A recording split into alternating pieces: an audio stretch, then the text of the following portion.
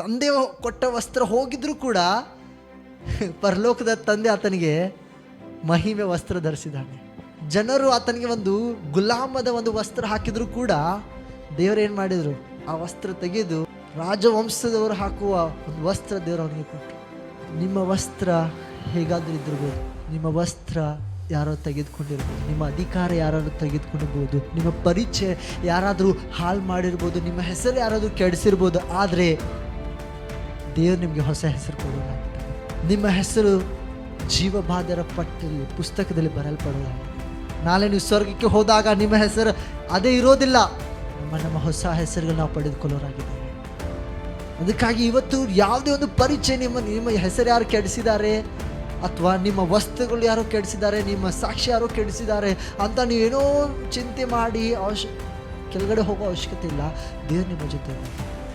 Amen.